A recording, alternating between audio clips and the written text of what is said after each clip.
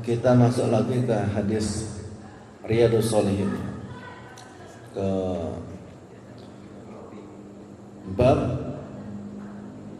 babun nafaqah 'alal 'iyal. Bab tentang kewajiban nafkah kepada keluarga. Jadi nafkah itu namanya dari infak. Jadi ada istilah zakat, ada istilah nafkah atau infak, ada istilah sodako. Kalau zakat itu wajib tapi tidak ditentukan. Kalau infak atau nafkah itu dia wajib tapi nggak ditentuin. Seorang suami wajib baginya memberikan nafkah kepada istrinya, kepada anaknya, tapi nggak disebutin berapa jumlahnya, sekemampuan. Maka kadang-kadang ada istilah laki-laki ingin menjadikan istrinya sebagai ratu, tapi istrinya nyari rumput, kadang-kadang bawa rongsokan apa-apa. Bukan ratu berarti kan, tapi sekemampuan. Kalau nafkah itu juga begitu, wajib tapi kadarnya nggak ditentuin. Ada orang mungkin dikasih nafkah 1 juta, 2 juta cukup. Ada yang mungkin 5 juta gitu ya. Kalau sodako itu dia sunnah dan tidak ditentukan. Makanya biasanya nafkah itu lebih besar daripada zakat, dan lebih besar lagi namanya sodako. Sodako itu dia sunnah, nggak punya kadar. Makanya kadang-kadang orang menghajikan orang, mengumrohkan orang, ngasih orang tanah, itu sunnah. Nggak punya kadar. Kalau iyal itu jamak dari aulun, artinya keluarga, tapi keluarga inti. Bisa bapak, bisa kita, istri, suami, dan anak-anak, itu iyal. Aulun atau iyal.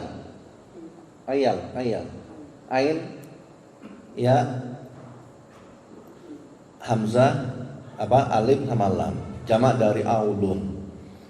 Kalau ahlun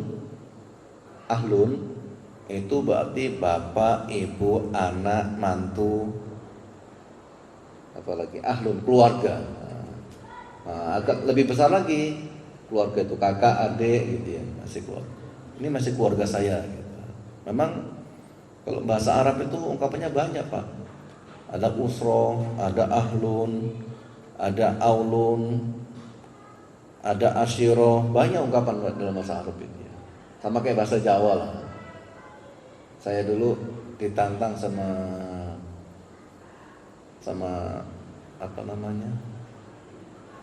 dosen saya, almarhum Dr. Izzuddin, orang Sudan.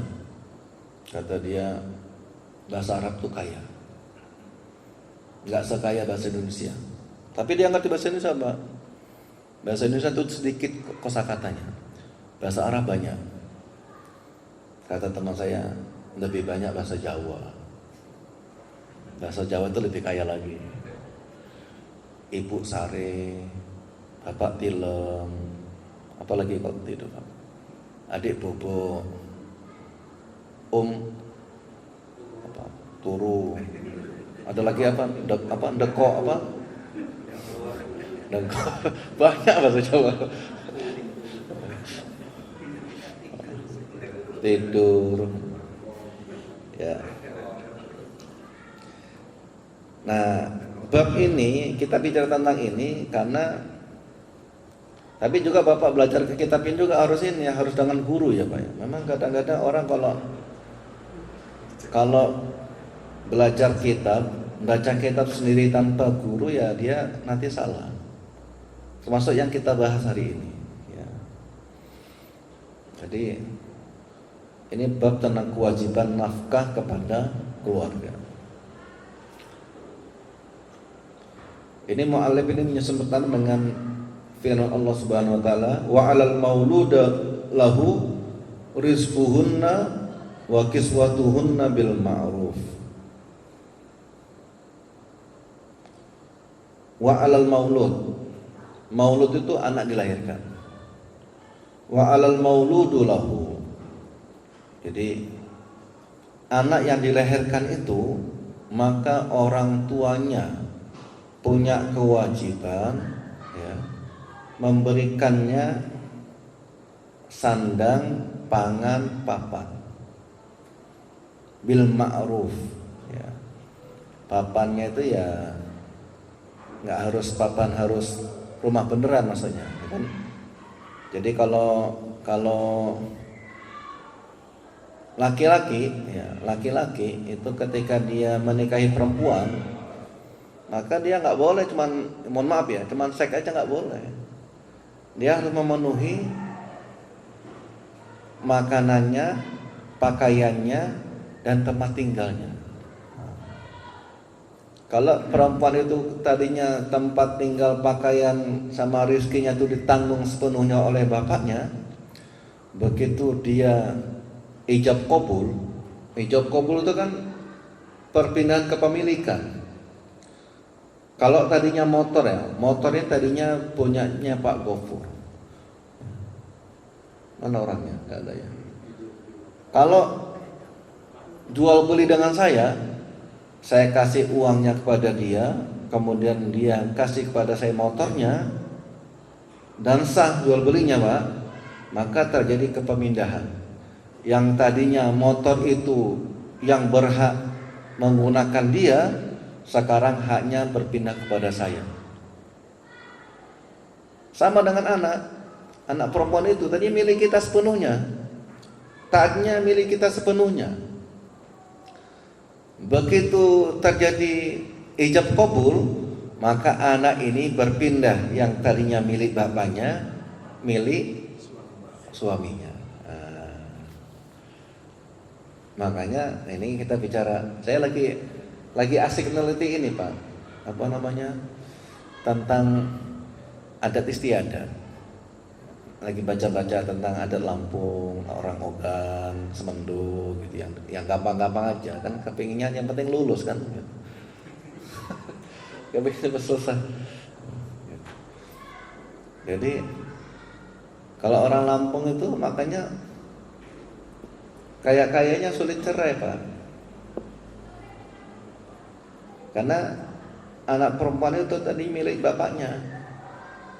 Begitu ijab qabul itu milik suaminya. Makanya begitu orang Lampung itu, mohon maaf ya, anak perempuan itu balik ke rumah keluarganya, sama orang tuanya dianterin lagi, karena dia milik suaminya. Nanti balik lagi dianterin lagi, gitu. Begitu dicerai, itu seolah lepas dari bapaknya, lepas dari itu, nanti dianggap orang asing. Makanya dalam tradisi orang Lampung itu perempuan yang cerai itu aib. Nah, udah kita nggak usah bikin orang Lampung lagi lah. Ada Mas ini yang udah dapat orang Lampung. Kamu apa gelarnya? Ratu Pasi. Ya. Pokoknya gitulah. Jadi makanya kalau ada laki-laki belum sanggup untuk memberikan nafkah kepada orang lain, maksudnya kepada calon istrinya, nanti istri punya anak gitu ya, kan belum makannya, belum nanti mikirin pakaiannya, belum nanti kalau dia belum sanggup Pak, maka suruh puasa ya, disuruh puasa. Makanya ya ma'syarul sabab man istata'a minkum ba'a falyatazawwaj. Baik pemuda, kalau kamu sudah punya kesanggupan untuk ba'ah. Ba'ah itu maknanya bukan hanya jima, tapi nafkah. Nafkah setelah jima gitu.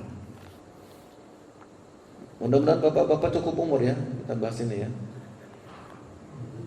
Atau sudah lewat umurnya? Pak Habib berapa umurnya sekarang Pak? 6? 72. Dosen saya 75 dapat gadis 19 tahun. Pak Haji Mul berapa umurnya sekarang? 79. Nah, iya, masih sehat-sehat. Sudah nyampe usianya. Nah, kita belum tentu nyampe.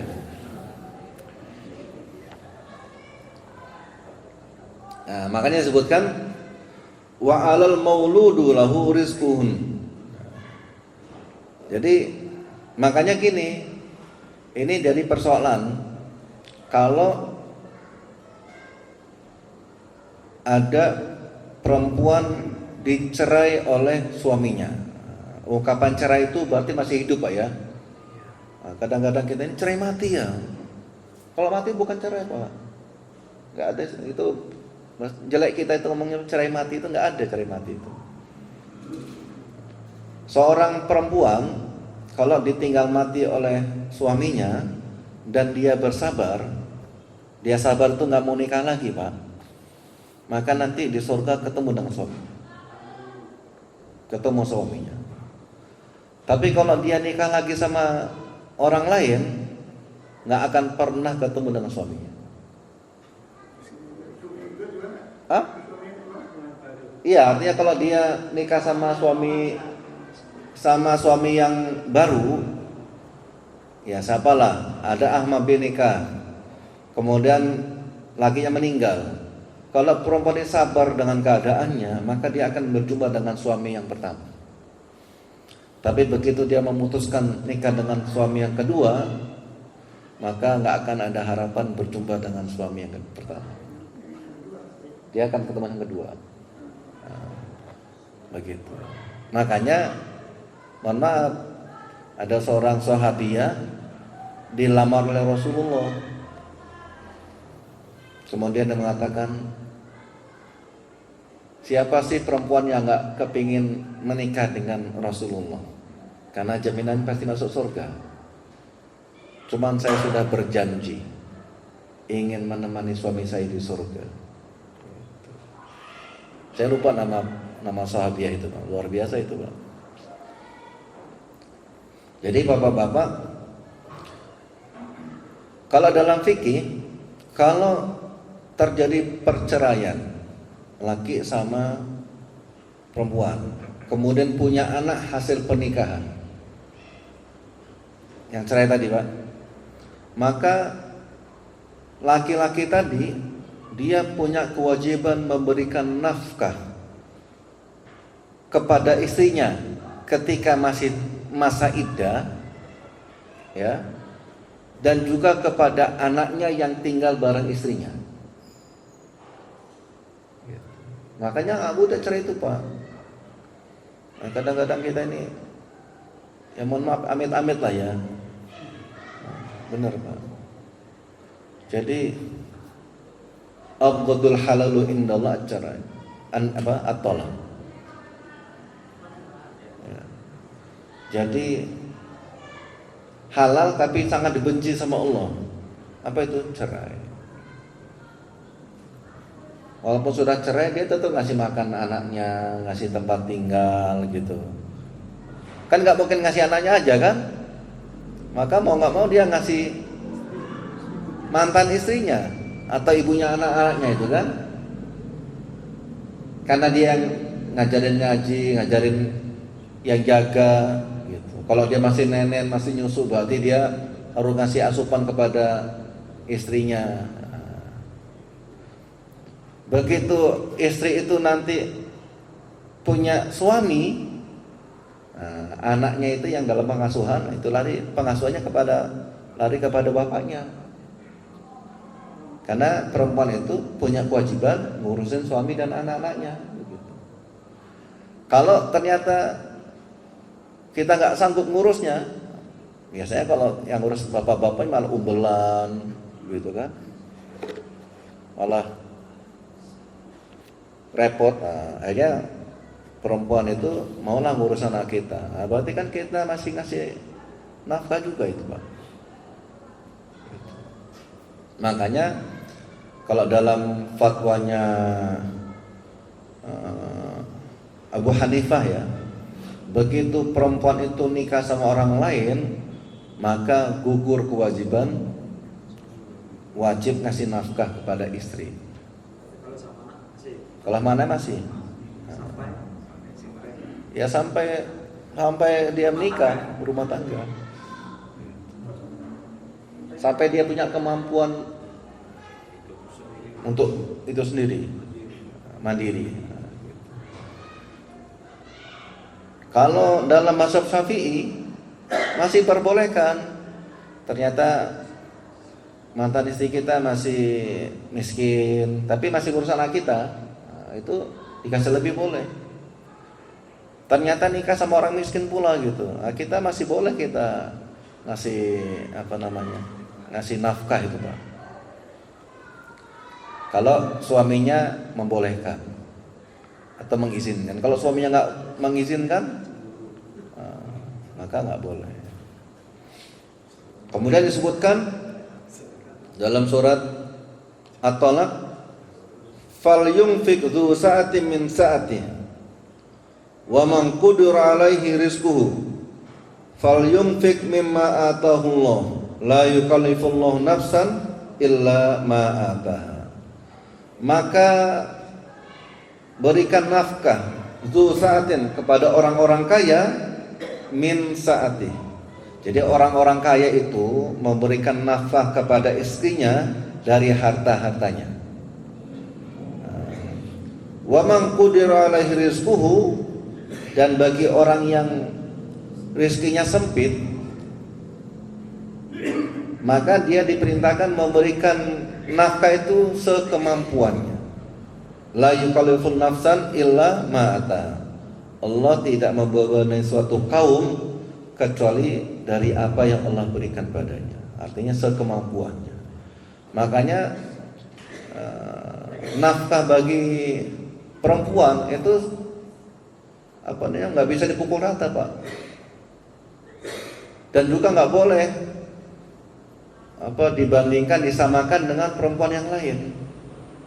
Karena setiap perempuan itu punya kebutuhan masing-masing. Dan biasanya ada stratenya masing-masing. Maka saya pernah menta'arufkan perempuan. Saya panggil perempuan itu. Saya ajak kenalan sama laki-laki. Saya bilang gini, perempuan kayak kamu ini, mohon maaf ya, kalau serah-serahnya berapa pantasnya? Kalau mau kasih serahan nahar itu berapa pantasnya? Oh, kemarin saya ngomong sama mama, emasnya 5 gram, uangnya 20 juta. Oh gitu. Pulanglah dia ke rumah ibunya. Mak, kemarin saya dipanggil Ustadz Judi ke rumahnya. Saya dikenalin sama cowok. Cuma saya udah bisi-bisi bilang gini, kamu mau nikah bener nggak? Ya mau lah Ustadz. Ya udah, 5 jutanya nanti kita cariin, yang 20 juta. Kamu punya tabungan nggak? Tabungan? Ya ada. Yaudah kamu 10 juta, yang lakinya 10 juta. Kok Kok kayak gitu, Ustaz? Ya kamu mau nikah nggak? Saya bilang gitu. Kalau nggak mau ya sudah, saya cari cewek lain. Pikirannya pagel kok ini. Mak, saya kemarin ketemu Ustaz Yudi, suruh ke rumahnya. Jadi kemana? Saya ditanya, perempuan kayak kamu nih kalau dilamar orang pantasnya berapa? Saya bilang uangnya apa, emasnya 5 gram, uangnya 20 juta. Nah kamu kan sudah PNS, mintalah 50 gram.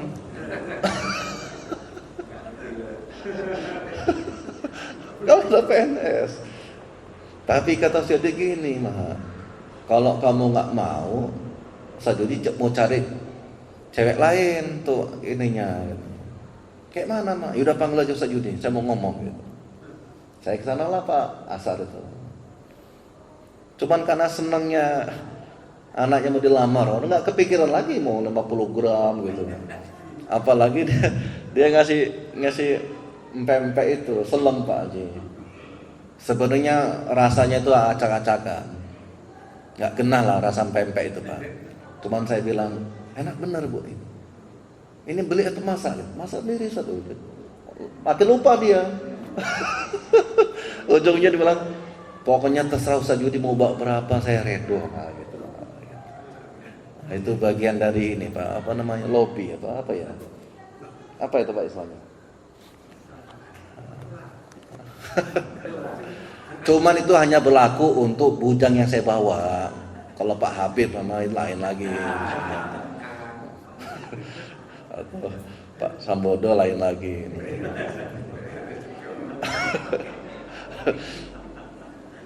Ini PNS, ini pensiunan PNS. Nah, ini.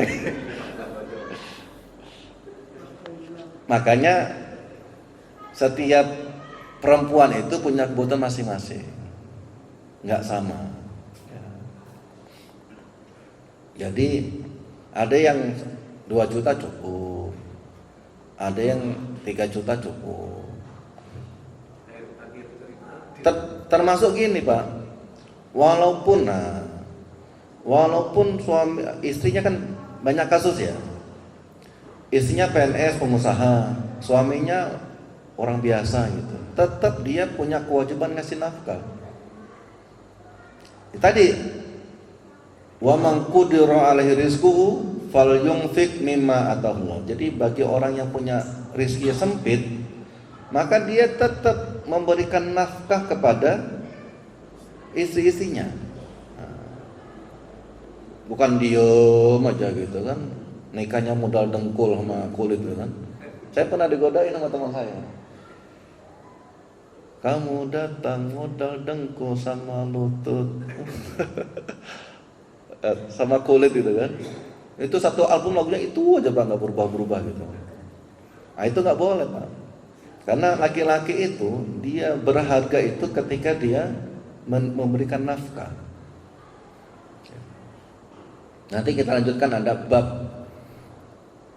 kewajiban istri taat pada suami, juga kewajiban suami terhadap istrinya ada bab.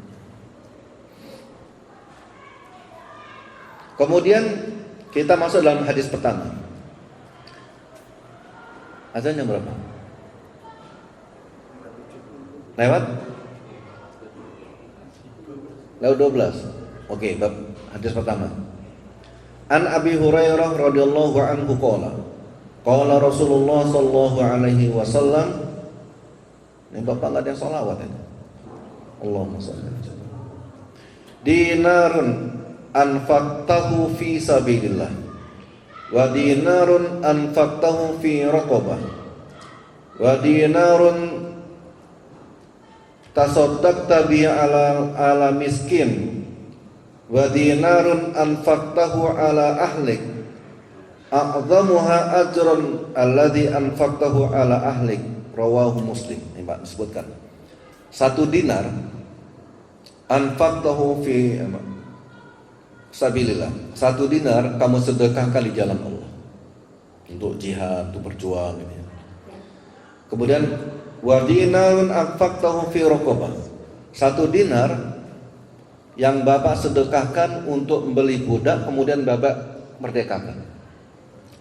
Kemudian 1 dinar yang kamu sedekahkan kepada orang-orang miskin, dan 1 dinar yang kamu sedekahkan kepada keluargamu, yang paling besar pahalanya adalah yang kamu sedekahkan kepada keluargamu. Jadi kalau seandainya kamu punya uang 1 dinar, 1 dinar ini mau kamu sedekahkan mana? Mau juang jalan Allah, atau bebasin budak, atau ngasih orang miskin, atau kamu kasih kepada keluargamu? Di antara 4 ini yang paling besar pahalanya itu ketika kita memberikan rezeki kita kepada keluarga kita, anak dan istri kita.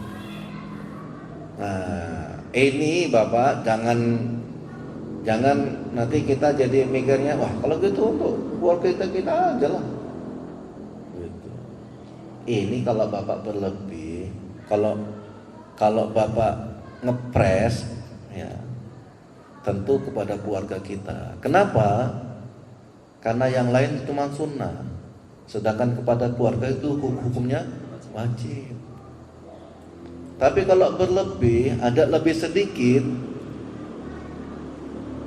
boleh Bapak, gitu. Jangan nanti semuanya, karena gini, namanya kebutuhan itu nggak terbatas.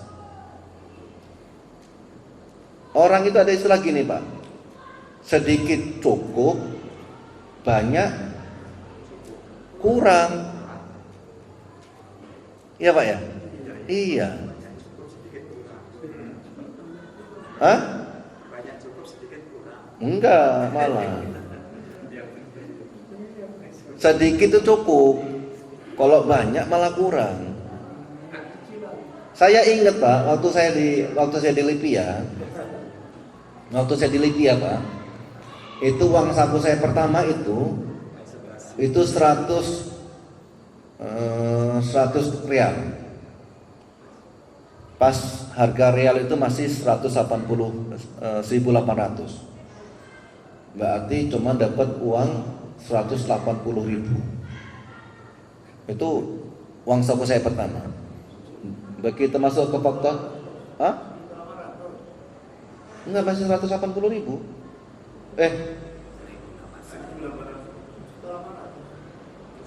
Enggak nyampe lah. Masih harganya sekarang kan 1 rial berapa? Sekarang 1 rial berapa? 4.000 ya? 1 rial 4.000 ya sekarang? Iya, saya masih 1.800, berarti 180.000 kan? Dulu masih tahun 2000 Pak. 1 rialnya. Kalau 100 rial? 1.800. Kan bukan kali 1.000 Pak, kali 100. 1 rial 1.800. Kalau 100 rial, berarti kan 180.000 Pak. Ya enggak Pak? Ini, ya pokoknya segitulah. Begitu saya dapat di syariah itu 100 rial. Pas real harganya 4.000. 4.000 dikali 200 rial berarti 800.000. Nah, cukup itu Pak untuk bayar kos, untuk makan gitu ya. Cukup lah. Nah, ceritanya 4 bulan, 5 bulan kita nggak terima gaji, mandek gitu ya. Hanya kita mintalah sama orang tua, dikirim, nama istri dikirim gitu. 800.000 itu Pak, 800.000. Begitu dapat rapelan 5 bulan, 800.000 kali 5 bulan, berarti kan 4 juta Pak.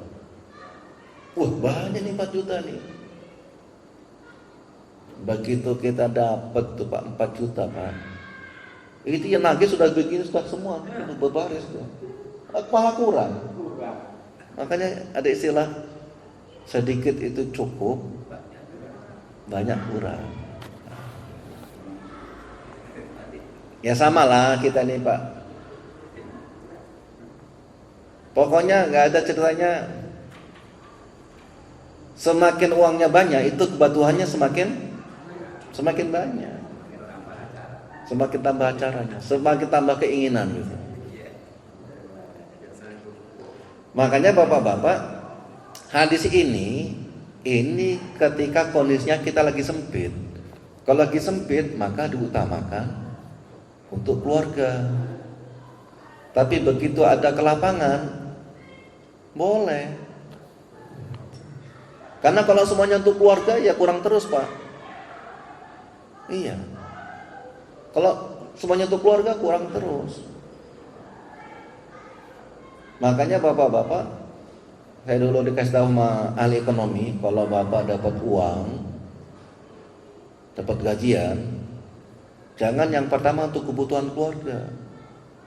Yang pertama, bapak nyicil bayar hutang. Iyalah, kalau langsung keluarga nggak kebayar hutang itu. Besok terus dicicil lah hutang-hutang itu. Yang kedua, walaupun sedikit bapak nabung investasi, nabung untuk apa. Yang ketiga, bapak sodako. Yang keempat baru untuk kebutuhan keluarga.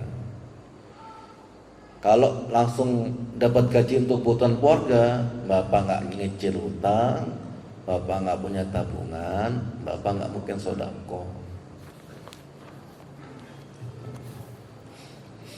Itu ya. Ada hasil juga semisal ini, Pak. Afdalu dinar yunfiqur rajul dinarun yunfiqu ala iyali. Jadi ini dikasih tingkatan pahalanya. Yang paling besar pahalanya ya adalah dinar atau uang. Kalau seorang dianggap uang atau harta yang seorang itu menyedekahkannya kepada keluarganya. Kemudian dinar yunfiqu ala dabati fi sabilillah. Dinar yang dia diinfakkan untuk perlengkapan di jalan Allah. Kalau dulu orang perang tuh naik kuda, naik onta. Kuda sama onta ini Pak untuk perang. Makanya ya nggak rumput-rumput biasa, Pak. Ya kalau sekarang diungkapkan ini ya kendaraan. Bapak mau pergi jauh, ya biar motor ini biar kendaraannya bagus, maka bahan bakarnya bagus juga. Pertama turbo gitu, kalau kasih campuran minyak tanah sama apa ya bunyinya macam-macam ya, nyampe juga sih, tapi entah kapan nyampenya gitu kan, campur dorong gitu kan. Ini kan minyak ini oli ya, oli samping, biar awet apa bimoli gimana? Ya bisa juga sih, tapi bisa rusak gitu, bukan bisa jalan. Kalau dulu Pak, itu ada makanan khusus untuk kuda sama onta itu ada Pak. Biar dia larinya kenceng, biar larinya itu gagah. Kalau larinya kalau makan rumput-rumput biasa ya mungkin sampai geleng-geleng itu nggak selesai. Kemudian dinarun yunfiqu ala ashabihi fi sabilillah. Jadi dinar yang Bapak sedekahkan kepada orang yang mau berjuang di jalan Allah. Jadi untuk kendaraan tuh juga harus dipikirin juga. Kendaraan tuh ya, Bapak mau ngaji gitu, kendaraan jadi pikirin juga. Jangan kita belum manasi motor, kita sudah panas, ngekol nggak selesai ini kan. Atau saya mengisi pengajian, motornya speedonya itu salah Pak, speedonya itu penuh padahal kosong. Waduh, ini kayak mana nih? Untuk saya bawa HP, saya telepon sama Pak Kusuma dianterin bensin. Nah, ini kan kacau juga gitu ya. Untung masih dekat sini. Ini kira-kira bapak-bapak. Jadi gini, jangan sampai memang ada orang-orang yang dia itu sama orang lain tuh royal, tapi sama keluarganya pelit. Udah ada orang-orang kayak gitu Pak. Maka dulu si Hindun itu pernah ngadu pada Rasulullah, ya Rasulullah, inna zauji rajulun syakhih la yu'tini ma yakfini wa baniya. Ya Rasulullah, suami saya Abu Sofyan itu orang yang pelit, nggak pernah memberikan saya sesuatu yang cukup untuk diri saya dan anak-anak saya. Boleh nggak saya ngambil dari hartanya tanpa sepengetahuannya? Dulu hadis itu belum nyampe sama kita itu Pak. Tapi istri kita sudah ngambil duluan tuh. Udah tahu dia dalilnya, walaupun belum nyampe dalilnya itu udah nyampe. Boleh ini gitu kan. Maka kata Rasulullah, boleh kamu ambil tapi bil ma'ruf, yang sepadan. Kira-kira ya sekadarnya aja lah boleh. Bukan ngambil langsung beli emas. Karena ada itu kasusnya Pak. Suaminya dapat proyek, belum dapat apa-apa. 180 juta. Maksudnya bagi-bagi proyek itu. Kamu ngerjain ini, kamu ngerjain ini. Sama dia langsung dibeliin Avanza Pak. Ya nangis lah suaminya mau ngerjain apa ini gitu kan. Jadi tetap harus komunikasi yang baik. Wallahu a'lam shawab. Mungkin sampai sini ada yang kita bahas. Ada berapa menit? Monggo silakan.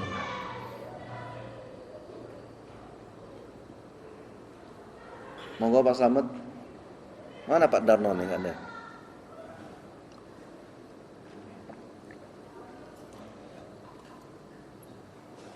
Tapi kalau di surah At-Taubah itu sodakoh Arab itu dengan sodakoh Jawa beda ya maknanya ya. Apa itu? Ya, min anwajib sodakotan.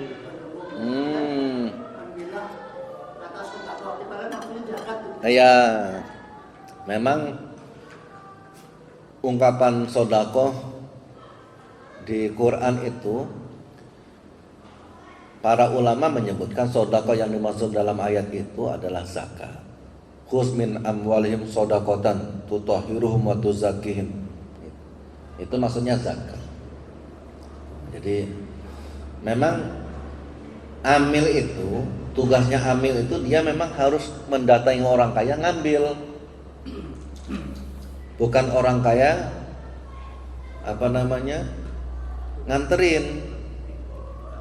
Jadi aslinya Pak, amil itu dia datang kepada orang kaya, kemudian dia menyalurkan ke orang miskin. Itu tugas amil. Maka amil berhak dapat 1/8. Ini kebalikan. Yang miskin malah datang ke amil minta. Nah, gitu. Sebenarnya nggak boleh begitu.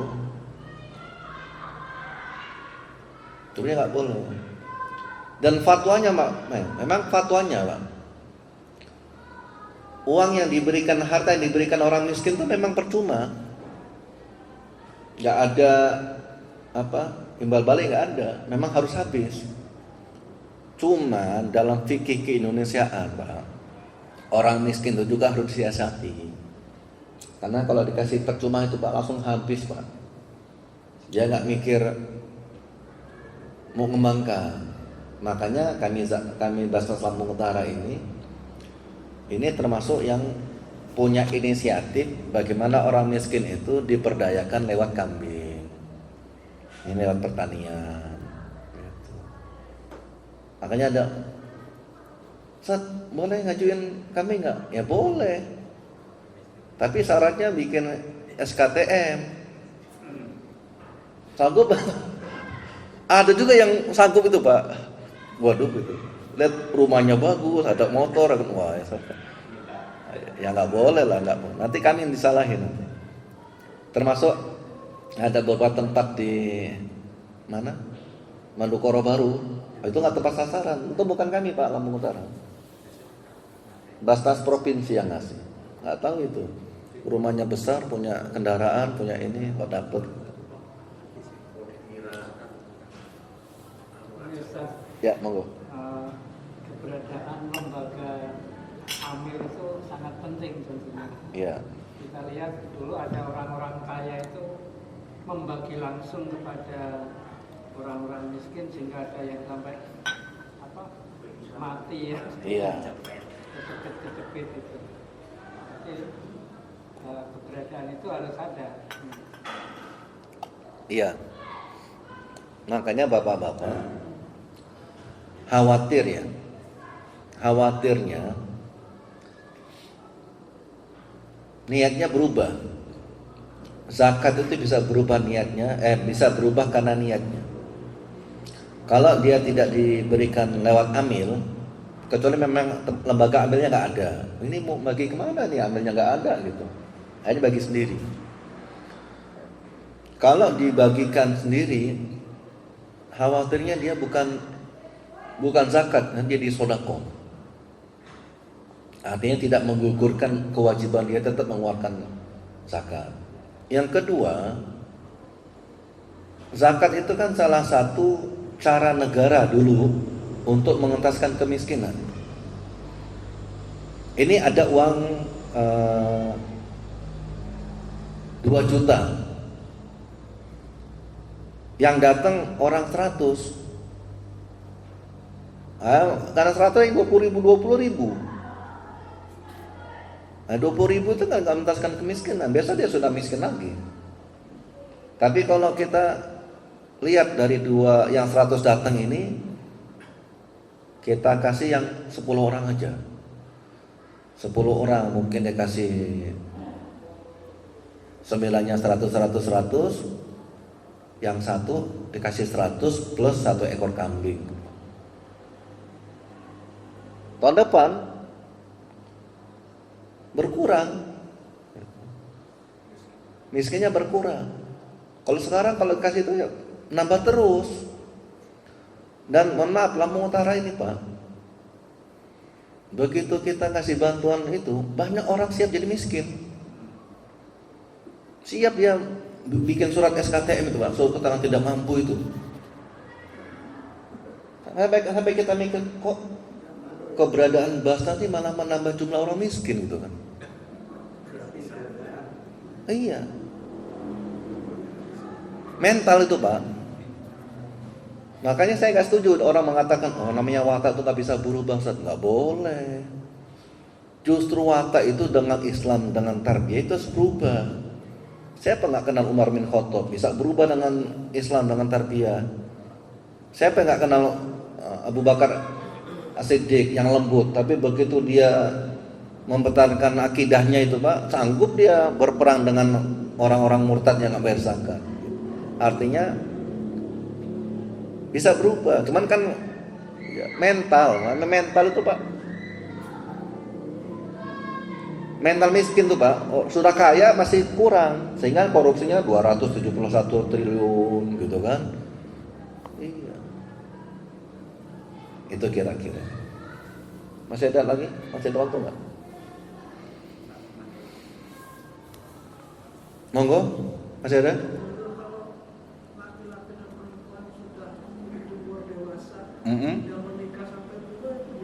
Nggak menikah sampai tua. Nggak menikah itu kenapa? Mungkin dia ngelamar, kan gini, nggak menikah itu Pak, ada orang ngelamar, dia ditolak, ya nggak nikah. Karena nikah itu kan harus 2 pasang, harus pasang. Gitu. Dia mau, perempuannya nggak mau, gitu. Kalau dia memang diem aja nggak boleh. Makanya saya bilang sama ini, kalau ada laki-laki sudah mapan, sudah punya penghasilan, usianya sudah matang, nggak nikah, ini saya bilang sama guru-guru SDIT Pak, itu satu di antara 2 kemungkinan. Yang pertama dia sedang bermaksiat. Yang kedua, dia sedang ragu kalau dia laki-laki. Paham ya Pak? Nah itulah kira-kira. Wallahu a'lam bishawab. Assalamualaikum warahmatullahi wabarakatuh.